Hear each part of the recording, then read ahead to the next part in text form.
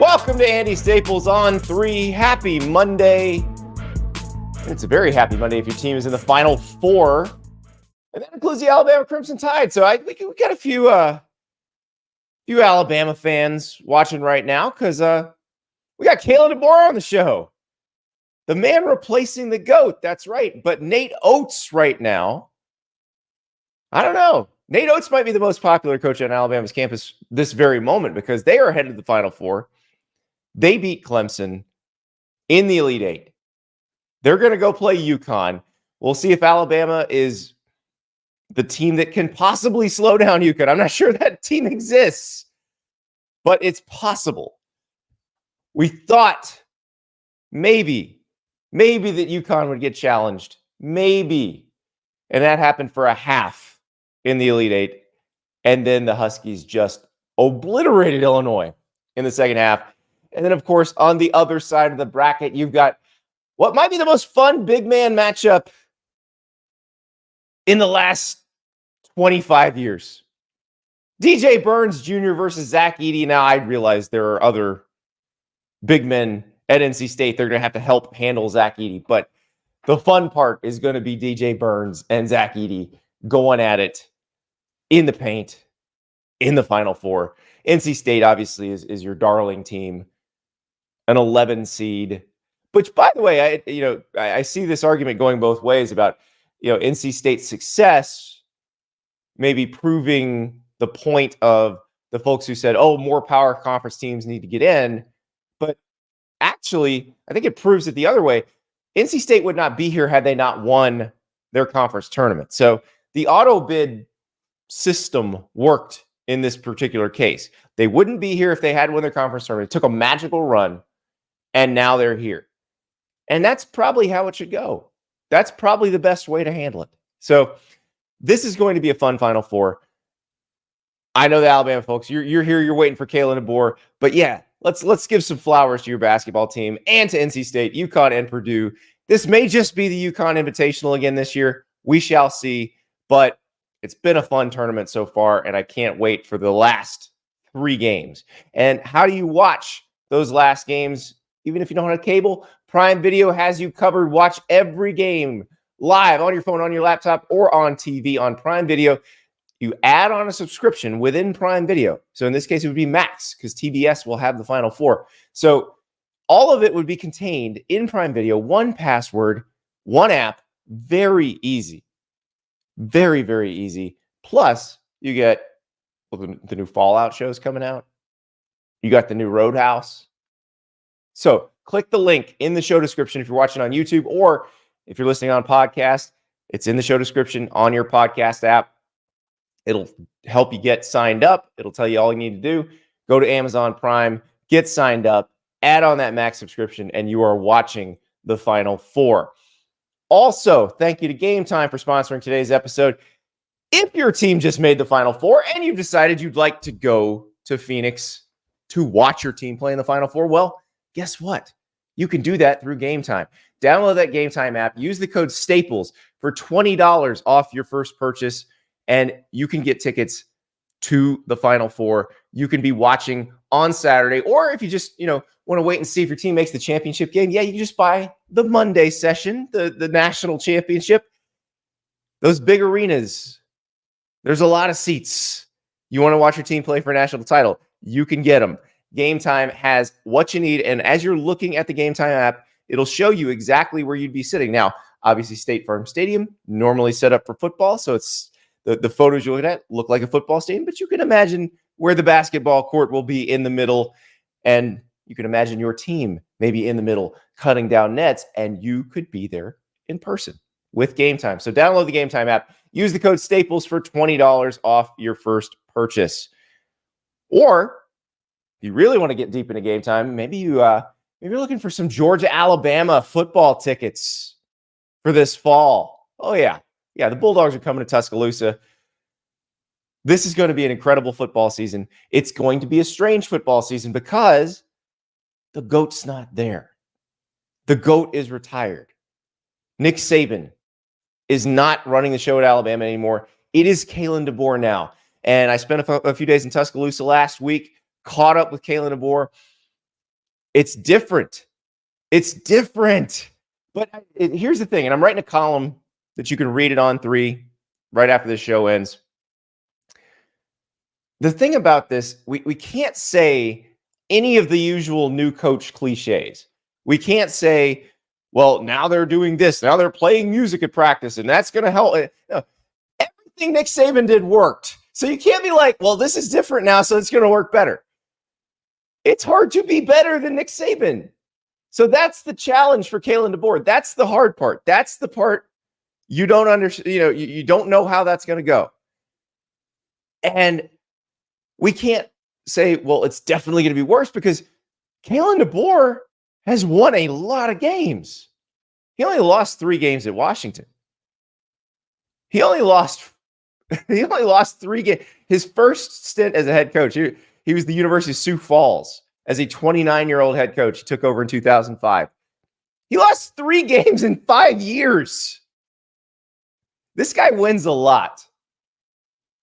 And I think it's going to be a very interesting scenario to watch him replace the guy who was more successful than anybody of this era. Now, there are guys that are playing very well, coaching very well right now. Kirby Smart has taken over for Nick Saban at the top of the sport.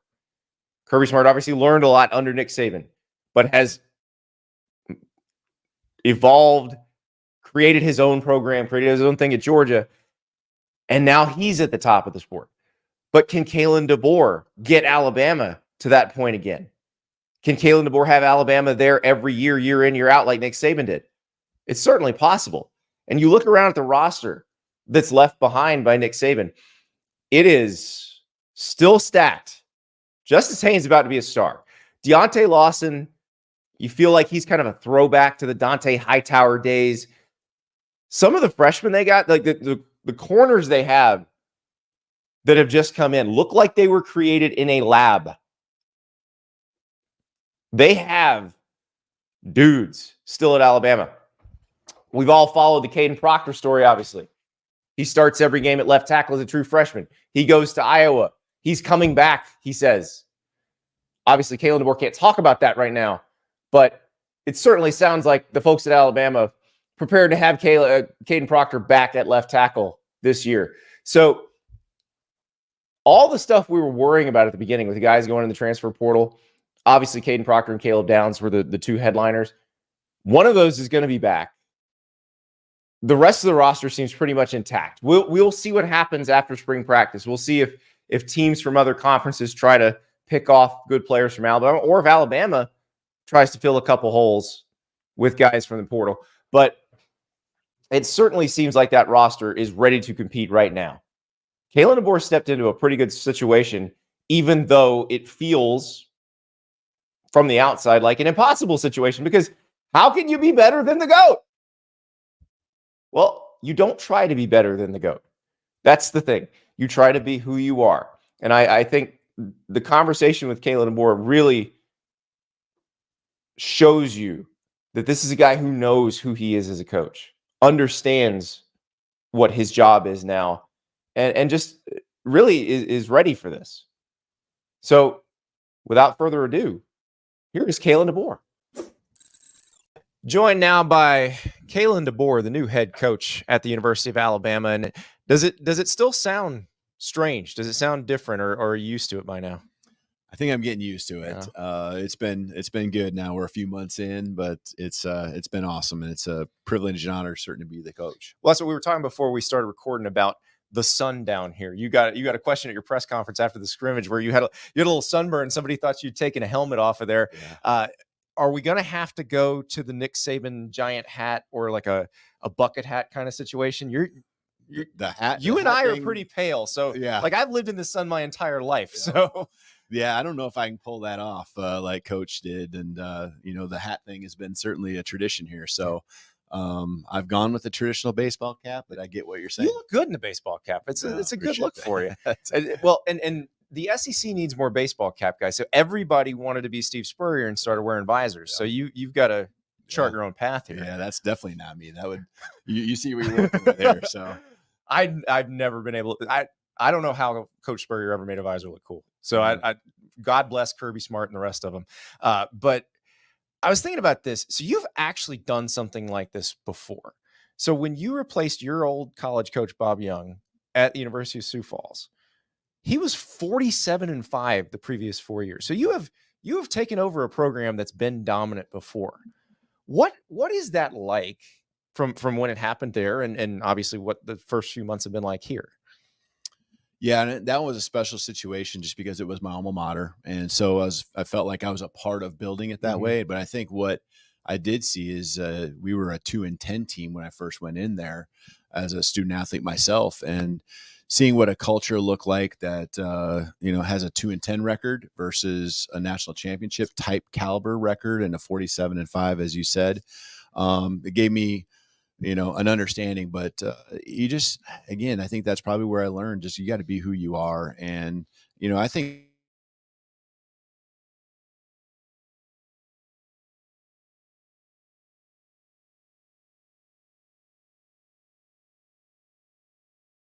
a lot of pride and tradition in that program as well, just like you'd have here at Alabama. So had to be who I was, Chris Peterson, and, others, as well as Don James at Washington.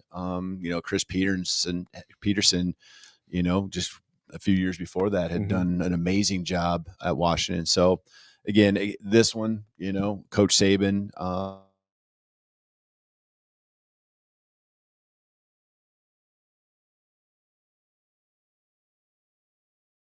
I think a lot of the similarities, the core values, all that, they are the same in championship programs. The environment, whether you want to call it family, whether you want to call it the brotherhood, the chemistry that exists and how that's formed, the accountability, the toughness that exists to play the game, mental and physically. I think those are still some of the similarities that you find no matter where you're at. Well, and I was reading up on Bob Young and the way he built his program and what you guys said about him when he passed last year. And it sounded like the to what Nick Saban, Don James, which obviously is where it's like, it is pretty universal. Yeah, I feel that way. I mean, it's, again, kind of what I just said earlier, just how you see it done and 10, and you saw what that culture looked like, and what or not 2-10, it was 2-8. Yeah. And what a 14-0 looks like, and how you got there, and understanding the love and patience and the work. The work is the work. There's no shortcuts to getting to that success level that you want to be at. How do you evaluate a culture when you take over a program? What are those first few months like in terms of getting to know where the players are at and if they fit what you're trying to do? Yeah, the first couple of weeks, and there's different reasons for it, are always about just really one-on-one meetings, team meetings, unit meetings. Every time it's been different. And especially when you look at the last couple jobs, it's been usually a December hire. Yeah. When I got to watch that 30, 60, 90 day plan that you have gets thrown out the window, and it's a different plan when you come in the middle of January. Yeah. And the rules keep changing on you. Like the rules were different when you took over at Fresno, than when you took over at Washington, than when you took over here. Yeah, that's true. Yeah, So that's very true. That part, I imagine, is as tough, because you basically have to re-recruit the entire roster, as well as, I mean, you had to jump in and finish off a recruiting class. Yeah, and in those conversations, you find out where guys are at individually, and you get a pretty good vibe and feel of where they're at, and the key guys that are important to the success and keeping it moving forward. And we just have so many great players in this program that believe in Alabama. And again, this can go back to Coach Saban. I mean, he built a place that it ends up being bigger than one person. Right. And that's just, what Alabama football stands for. And I think our guys believe in, this place. They certainly were recruited to different staff and a different head coach, but they truly believe in this place as well. And how much of it is them gelling with one another and wanting to play together? Yeah. And them falling short a year ago. And that was kind of a connection piece. I would like to think it was anyway, where I felt, us being able to understand that we both didn't reach the goals that we had, and we were at different places. But call it a chip on your shoulder. I've done that before. Yep. Call it what you want, but I think it was a way to where we connected, and those little pieces have helped us, I think, as a staff and player relationship really come together here quickly. I always laugh when people say, "Oh, this person doesn't know how to recruit this area," or I feel like if you are a winner, if you know how to make a winning program, you can kind of recognize those sort of people. But I found it interesting when you got here, immediately you land Ryan Williams in that 24 class. You've got 100 recruits on campus the first week of spring practice to show them the program. How eager were you to show the people here what this place looks like?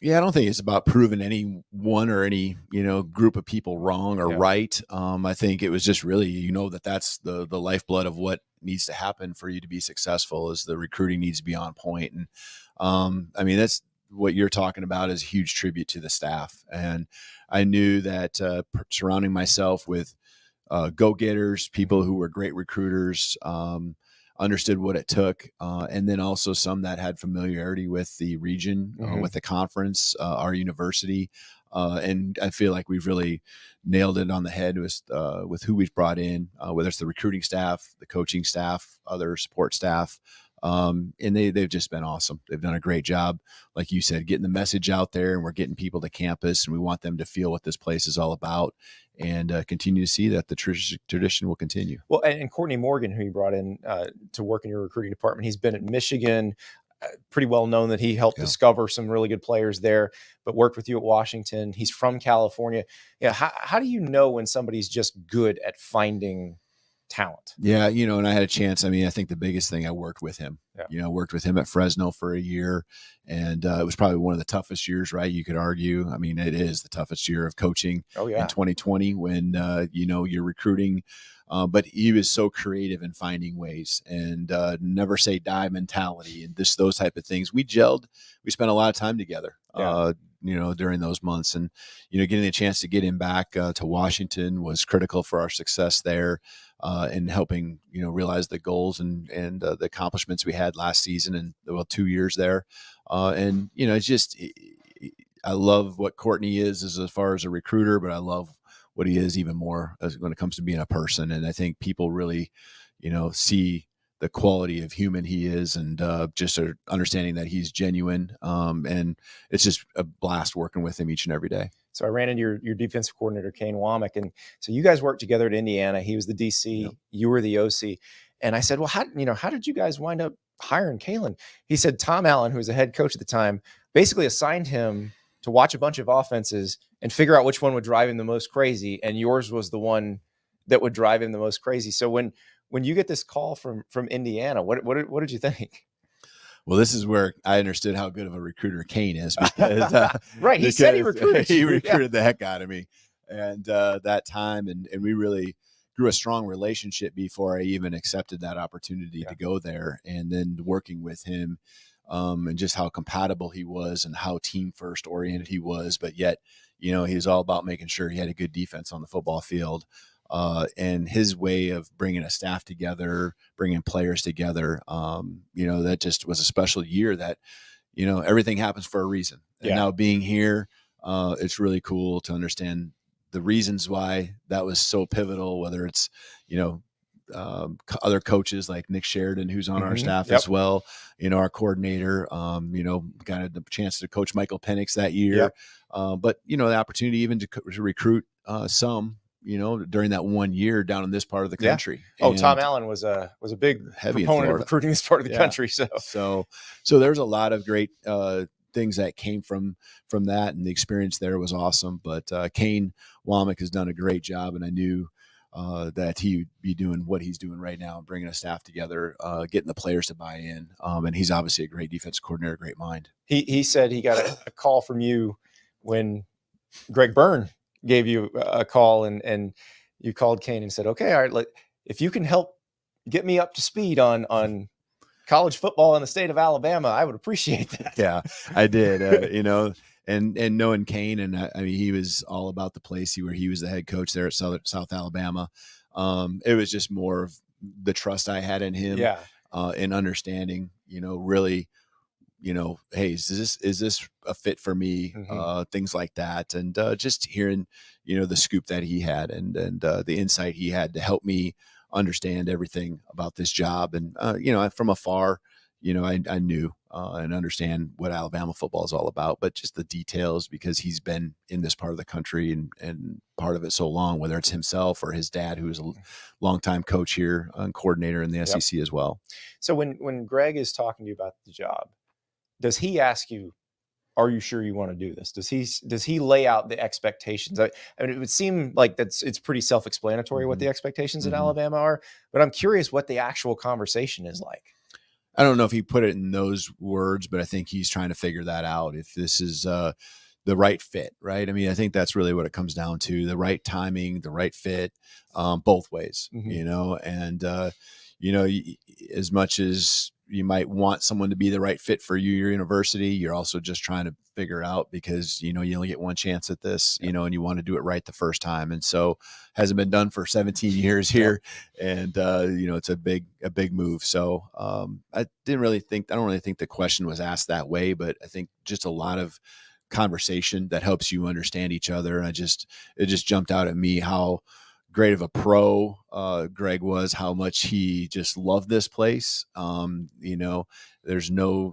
It's very well documented, the opportunities that have come his way, and he's very highly sought after, but he just loves Alabama, and has done an awesome job leading not just, the football program and the athletic, but the whole athletic department as a whole. And you look at all the accomplishments that are happening, and his leadership is just paramount to that success. And so now you are into the actual football part. You're into spring practice. You've had a scrimmage now and gotten a chance to see what everybody can do. How long does it take to really understand this offense?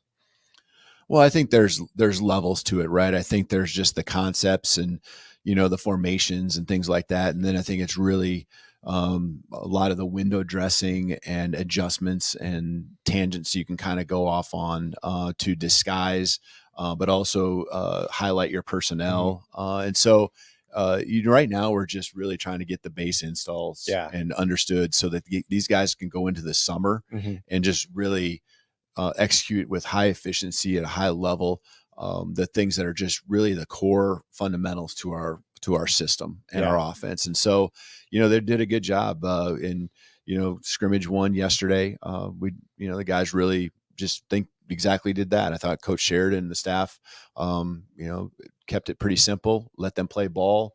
Took a step forward, and that's what you want to be doing each and every practice.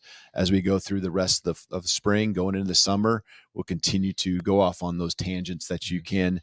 And, it's just a process. And they'll continue to adjust to our personnel. Our personnel is different from university and place to place, so I think they're talking about that, and we're discussing that, whether it's quarterback, O-line, running backs, it's different. And we got to make sure we're doing a good job of using the system and the adjustments we talk about and we know are within, to be able to work with the guys and highlight them. When you got to Washington, you brought in Michael, who had played in your offense before. Jalen Monroe hasn't, Ty Simpson hasn't, Dylan Lonergan hasn't, Austin Mack has. He comes.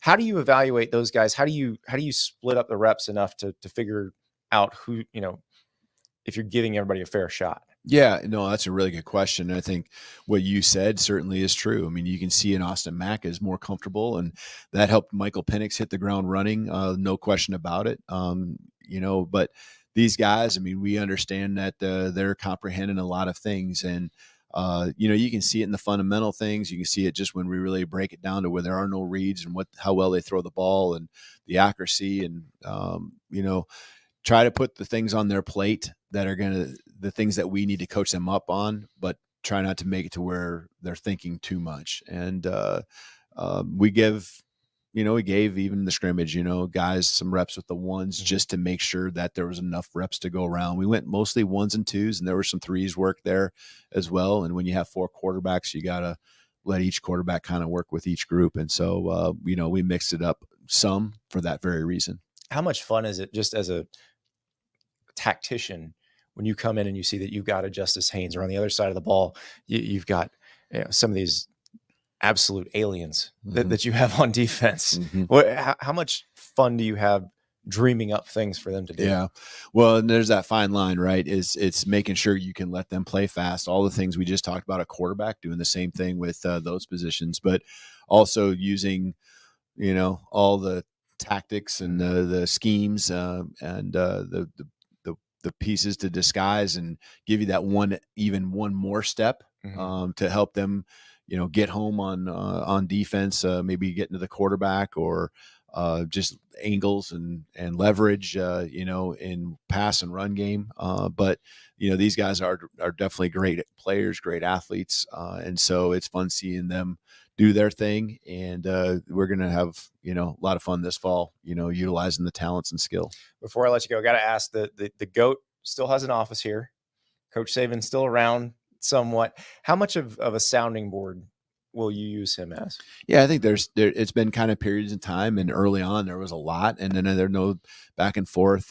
He's certainly had a chance to be with some of our staff here and there. I know people are well aware that Kane and the defense have utilized his thoughts and just understanding a few things and trying to help with that transition. Some of the transition of helping our guys understand certain things might be just even translation of, hey, you called it this is what we call it. So boom, the light switch goes on. So, I know it goes much more in depth on what he can help us with, and we can, bounce things off of him. And he wants this program to be great. There's no doubt about it. But, when those times come, I know that we can certainly pick up the phone and give him a holler. And we want him to always feel a part of this because, a lot of these guys came to this program because of him. And so there's some special players, special athletes here. And, that connection, I want that to always exist. And, that's been pretty special to this point.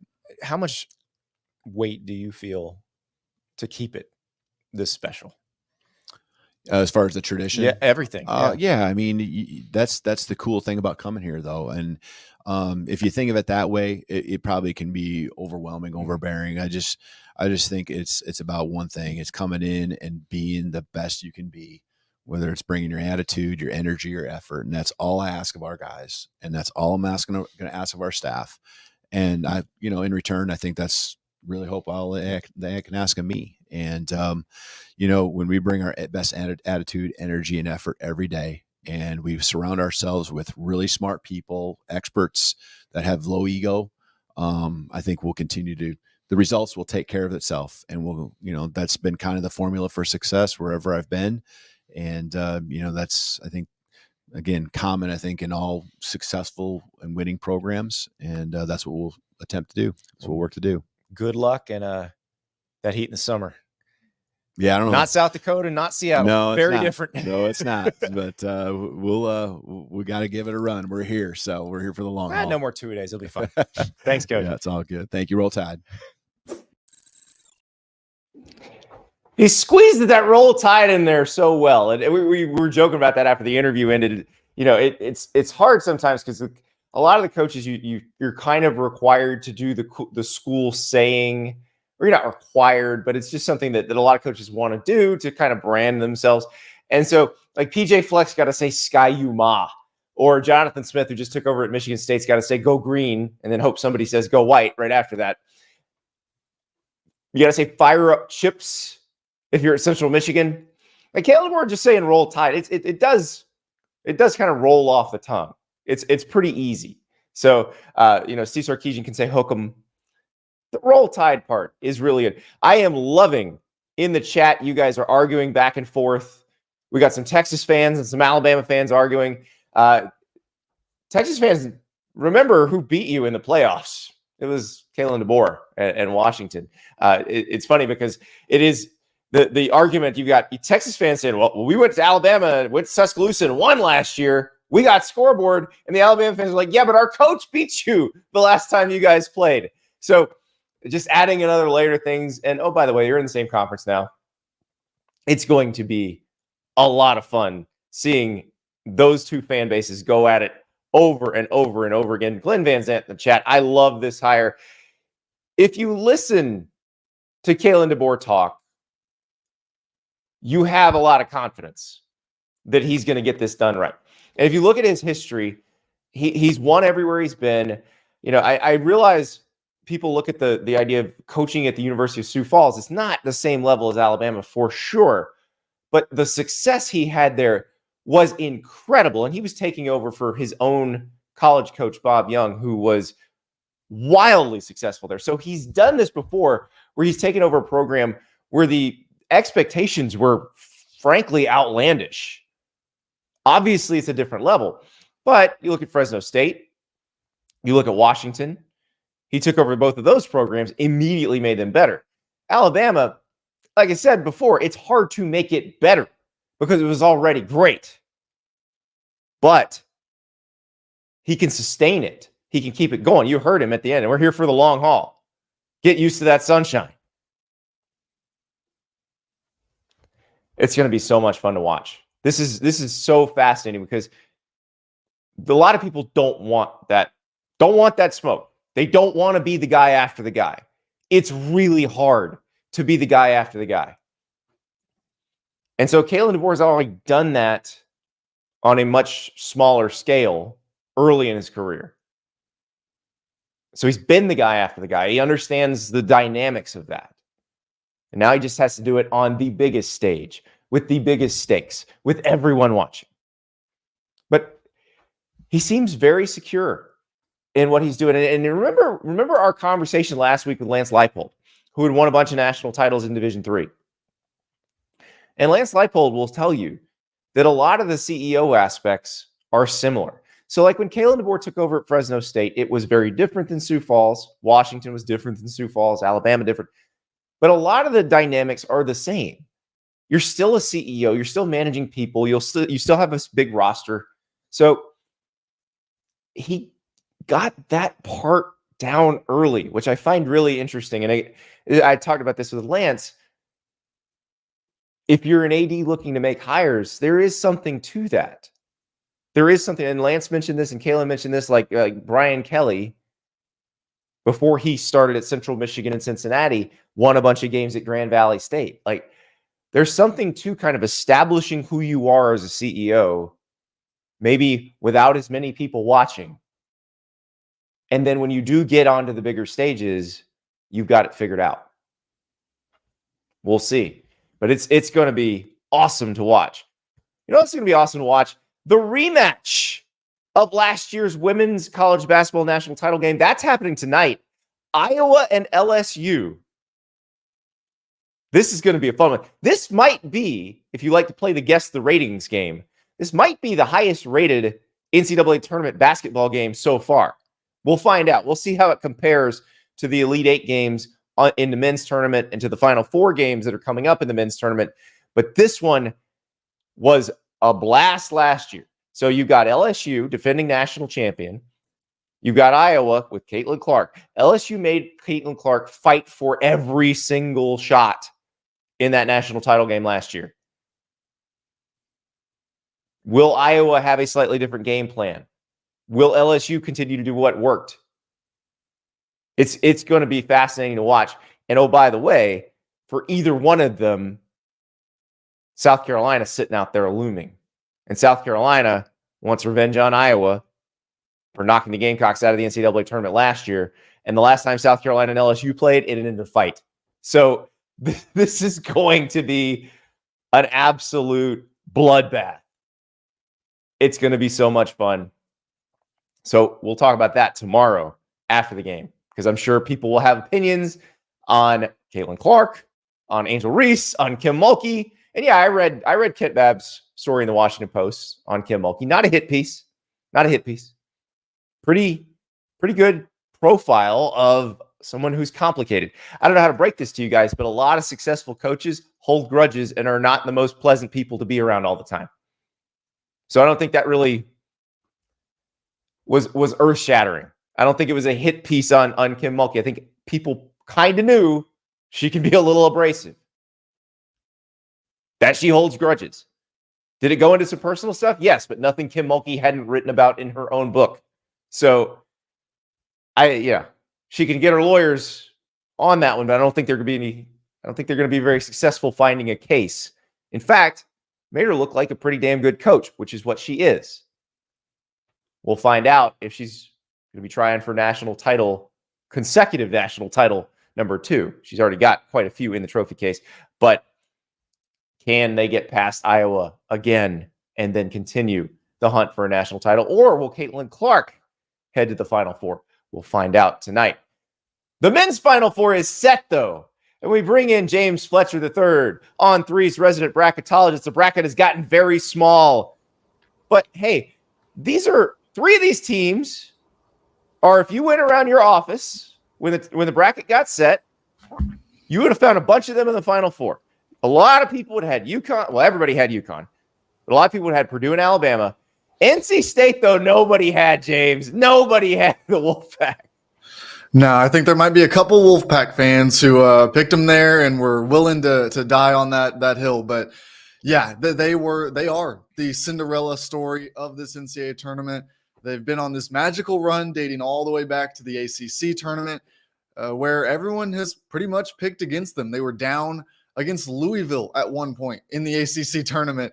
We know how their season ended with a coaching change. So for them to go through that, then they get past Virginia, they go through Duke and North Carolina, and now this run through the NCAA tournament where they've just kind of kept going. They beat Marquette this weekend and then wrap it all up by knocking off Duke again to advance to the Final Four. DJ Burns has become the darling of college basketball. And I talked to somebody last night. They asked me, they said, is NC State, how unprecedented is this? And I said, well, it's not the craziest thing we've ever seen in college basketball, but it does really make you wonder in this era of NIL, in this era where we talk about the top teams in college basketball having so much talent up top, being able to buy players, being able to build these super teams. How does an NC State put it together this late in the season and make this kind of run? It makes you kind of really question how were they able to do this? And I'm sure there's going to be plenty of coaches trying to find that formula from Kevin Keatts this offseason. Well, and it's maybe they finally put it all together. The thing is, you look at them now and you say, how did this team not win a bunch more in ACC play in the regular season? Because DJ Burns is obviously magical. And his story is so interesting. He started at Tennessee, played at Winthrop. This is a COVID situation. Without the COVID year, DJ Burns is not continuing to play college basketball right now. So I think that's part of it, because this is his second year at NC State. He did not have an instant impact at NC State. It took kind of half a season to get going. And so there's that. But they have him, Diarra, Middlebrooks. Their big men, their collection of big men is as good as anybody in the country. Yeah, and we're seeing the impact of big men on success in college basketball, even beyond that NC State team. You look at all of the teams that made it to the Final Four, and they use their centers in unique ways along with their point guards. I think it's that combination of point guard and center. If you have those two pieces in college basketball, you're setting yourself up for big success. You can expand it even to the teams that we saw in the Elite Eight. Pretty much everyone who made it deep in this NCAA tournament had a point guard with a center alongside him who could control the game and could dominate things down the stretch. But for NC State, part of what has made them so dangerous, DJ Burns kind of does both at points during the game with his court vision, with his ability to pass out of double teams. We talked last week about whether you throw a double team at certain players or you just kind of accept that they're going to beat you. DJ Burns, that was kind of the conversation in that Elite Eight matchup against Duke. Should they throw the double team at him, or do you just let him score and not let him do the distribution stuff, except that he's going to score some 2-point shots, but he's not going to get it to his teammates for 3-point shots? Well, I think we learned right after Filipowski fouled out, and I realized the game was, it wasn't quite over yet, but there was a moment where you could tell Duke was trying to decide, are we going to double him?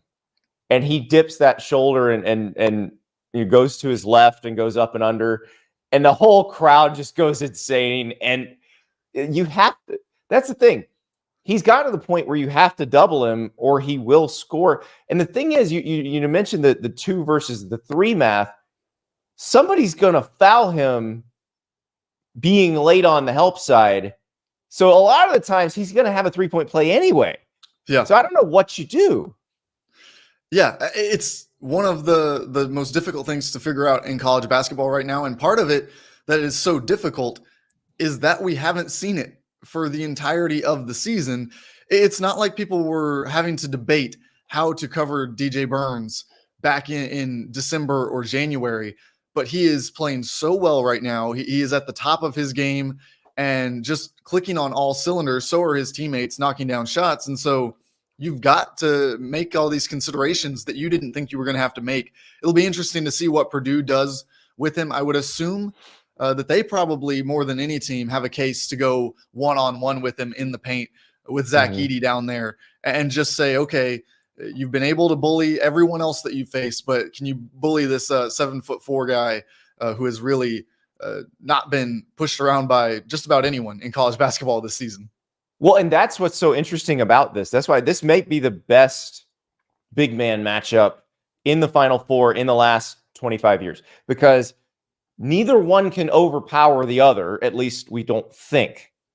But it's like, will Zach Edey's height give him the advantage, or will DJ Burns push him so far away from the basket or make it where he can't catch it deep, where it sort of nullifies what Zach Edey can do? It's gonna. I think what's gonna happen is Zach Edey is going to be tested as a passer, and if he can pass out of dealing with if DJ Burns pushes him forward too far, he catches. Then it's about how well do you pass out of this.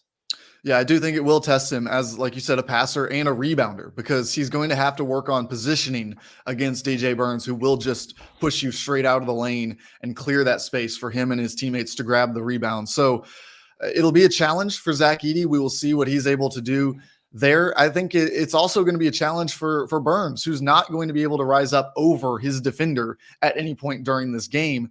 And Edey, I think one of the advantages that he'll have guarding Burns here is that he rarely leaves the floor. And I know that there's been a lot of talk about his foul count, but one of the reasons that he doesn't draw many fouls or commit many fouls, I should say, is because he rarely leaves the floor. He is very good at putting himself in position, getting those arms up, and then he is going to stand there. And so you don't commit as many fouls when you're not up in the air, worrying about verticality, worrying about whether you go into the player, whether he draws contact, whatever the case is. If you stand still there, you're not going to be picking up those fouls that Burns has gotten. Filipowski in the last round, other centers before that, he's not going to face that same foul trouble. And so it'll be interesting to see the problem what is Burns does to adjust. The problem with that is if Mohamed Diarra is coming into the paint, Right?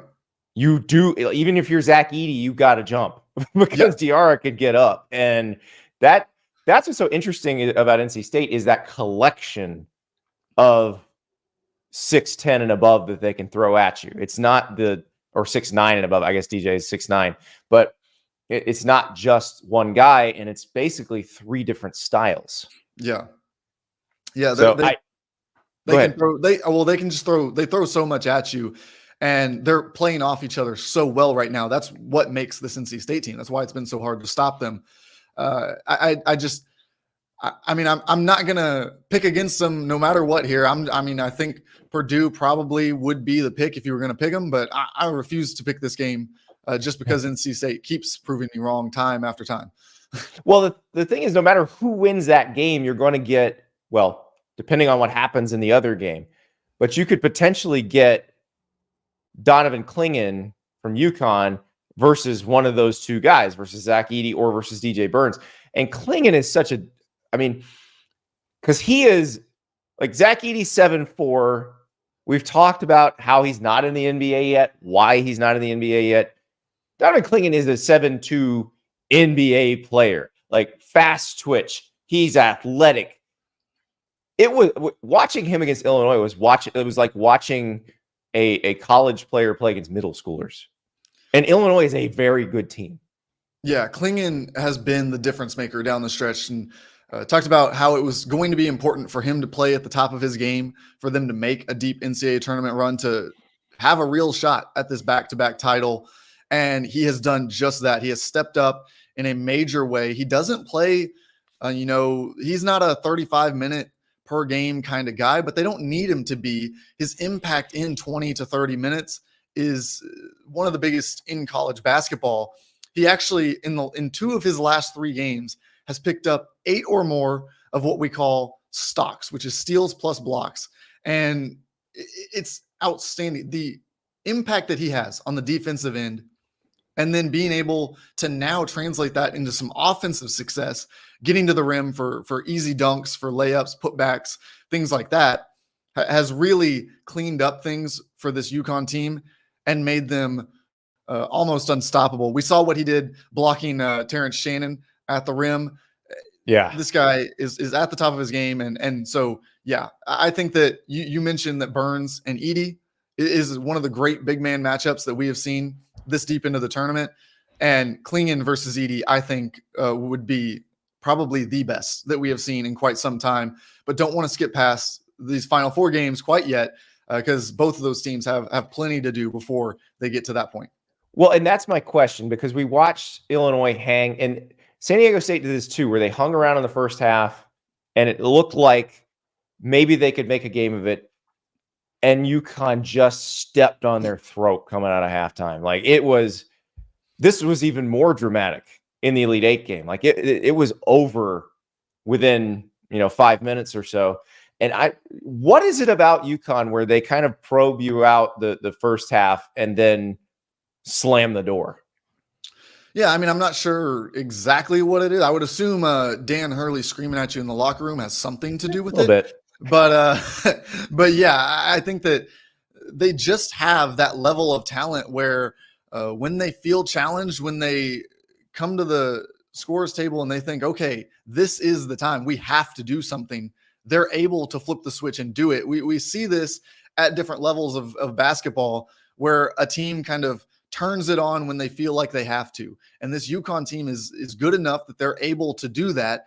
And they're proving it in the NCAA tournament, that when they really sell out and they're all in 1 through 5, I'm not sure there's any team that can beat them when they get it going in that way. And yeah, like you said, 30-0 run against Illinois at one point during that game. And if you're able to pull off a 30-0 run, you're going to win the basketball game. There's pretty much nothing the other team can do to combat that. And how about just one more stat on Donovan Clingan that I found very interesting. Illinois was 0 for 19 on shots that he contested throughout that game. Wow. 0 for 19 when he contested the shot. That included some 3-pointers too. That wasn't just at the rim either. So yeah, it's difficult to score on them. And when you can hold a team without scoring and then score 30 points yourself, yeah, you can kind of flip it in a hurry there. Well, let's talk about Alabama, because Alabama is the thing standing between UConn and the national title game.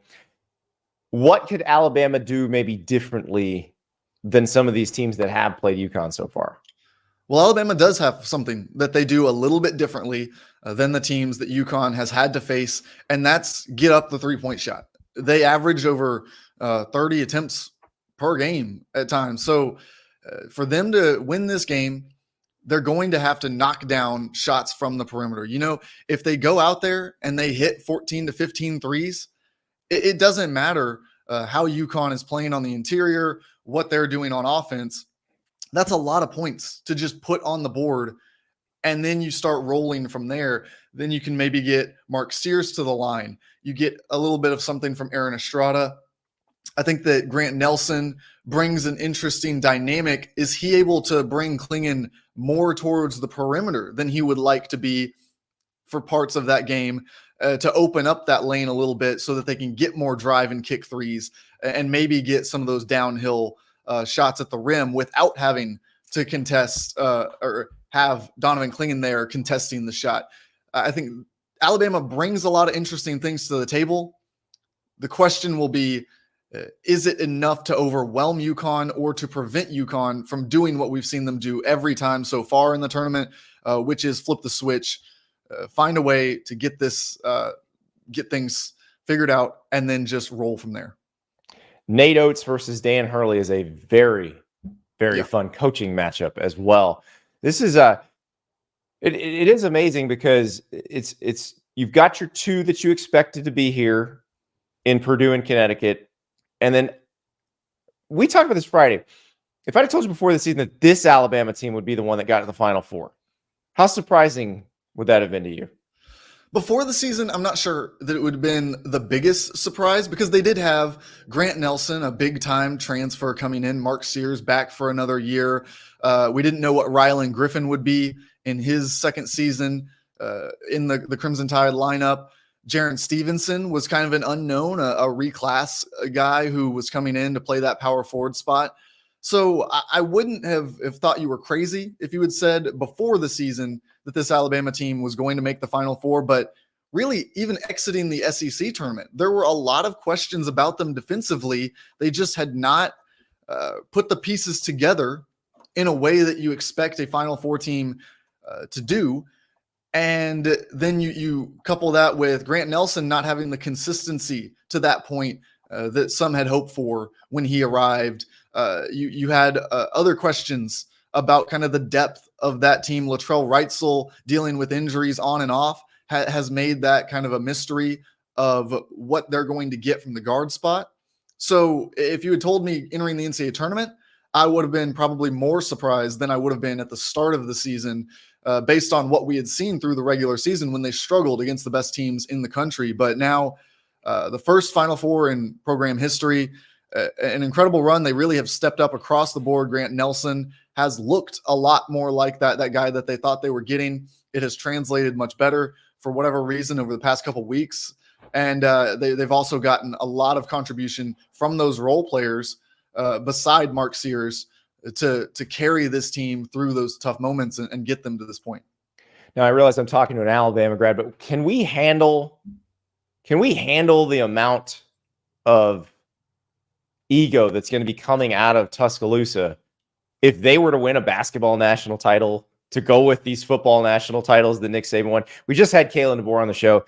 I imagine if you are not an Alabama fan and you just watched him talk, you're like, oh crap, they're going to keep winning a lot of games in football. Like, are you guys prepared to just wash over us with superiority if you win a basketball national title? Like, well, I'm not sure the world is ready for that. Yeah, I'm not sure how much I speak for the whole of the fan base, but I can tell you there will be a lot of people who are ready to victory lap over, at the very least, a couple of schools, one of which in the state and another right across the border to the north. I'm sure you can guess which two. You mean the team that did not beat Purdue in the Elite Eight? The team that has not made a Final Four, and the one that can no longer brag that they're the only team to make a Final Four. Those two.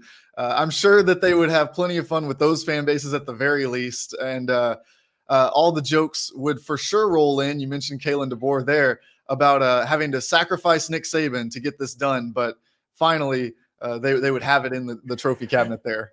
It's crazy, and it's again, if you're just coming into the show and you didn't listen to the Kalen DeBoer interview, it's on demand on YouTube, it's on demand on Twitter. You can watch the whole thing. Yeah, they're going to keep winning in football. So I'm sorry about that if you're tired of Alabama winning, but now you have to deal with Alabama being really good at basketball and really good for the foreseeable future, because as we talked about, Nate Oates just agreed to that new contract, $12 billion buyout. It's very similar to the Dan Lanning situation in football at Oregon, where he's like, I like it here. I think I can be really good here. I'm gonna hang here for a while. But I do want to ask you, James, about the debate that we had going into the tournament. And I don't think it was much of a debate among those of us who watch it and love it. It's more of the people who run the sport. You had Greg Sankey talking about maybe there needs to be more power conference team, expand the tournament, the auto bids kind of blunt the impact of that. NC State, I feel like, is the best argument for keeping things the way they are, because NC State is a power conference school that underachieved, but then caught lightning in a bottle in its conference tournament, made that conference like the ACC tournament was must-watch television because of what NC State was doing. I don't know if you go into the 90s in terms of how many teams make it.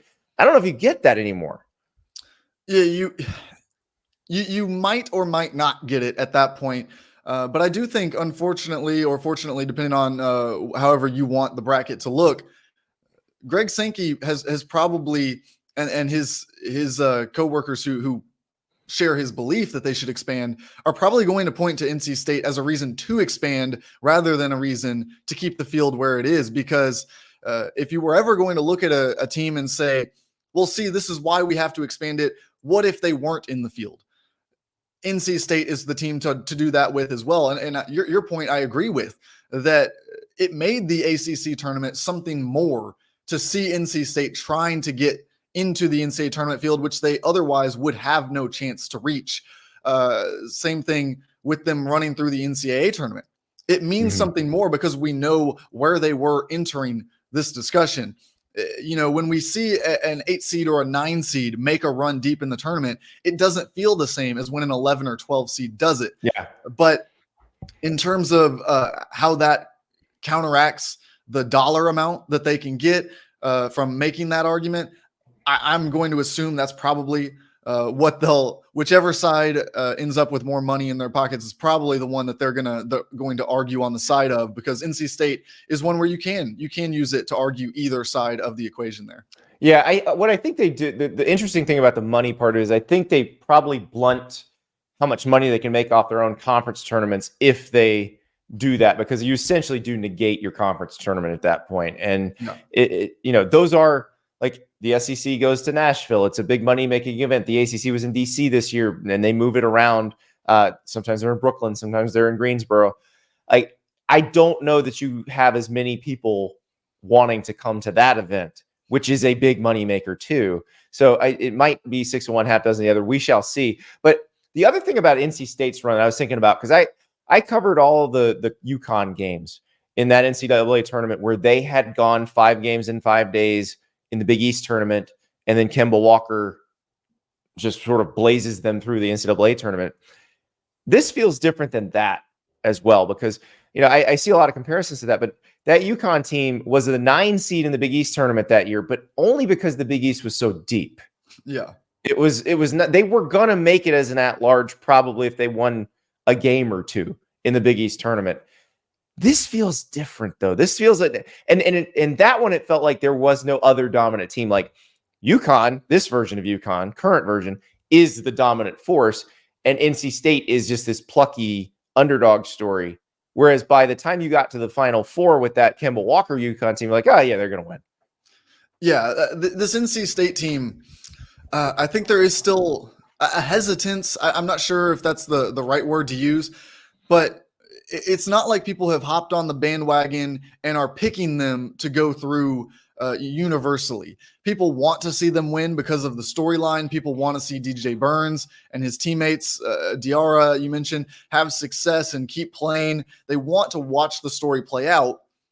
But I'm not sure how many people are after each round looking at NC State and saying, okay, now I'm picking that team to win it all. I'm picking that team to advance to the next round when you start asking the questions about who they think should be favored. So I think that this NC State team, you're right. For whatever reason, whether it's the path that they've taken, whether it's the kind of just looking at that team versus being able to look at that UConn team, which had a little bit more star power, somebody who you could point to and say that's a future NBA guy who can carry them. Whatever the case is, it does have a little bit different feel than that UConn team of past years on their way to the potential national championship game. Yeah, and the road's so much harder. Like you got to get you would have for them to win it. Think about this: as much as they've already done, you still have to get through Zach Edey and Purdue, and what appears to be an unbeatable UConn team, or the Alabama team that beat that UConn team. Like it's just it would be one of the more incredible runs. Like I don't know, it's in terms of going down in history. I think it would probably go down in history with the Jim Valvano, Lorenzo Charles, Derek Whittenberg, like that whole team. Like it would be looked at as that level of historical accomplishment because I still think it's impossible, but they may prove us wrong. Who knows? Yeah, I mean they've proved me wrong so many times at this point that, like I said, I would like to just withstand from picking them any of their games the rest of the way. Yeah. Well, and the thing is, like, if you pick against them, you're anti-fun.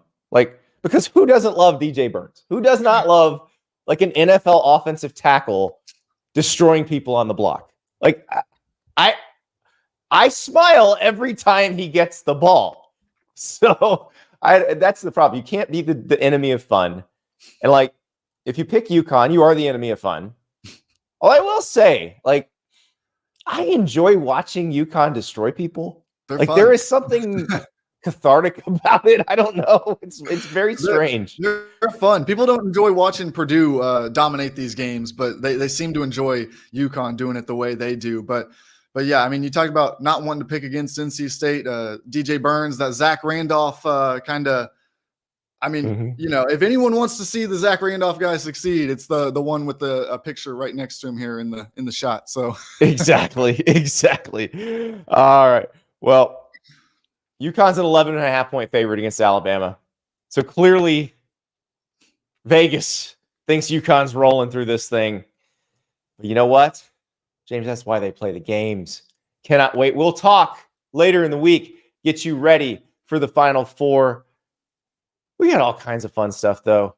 We had Kalen DeBoer today. If you didn't watch it, get your butt back to the beginning of the show and watch it. We'll talk to you tomorrow.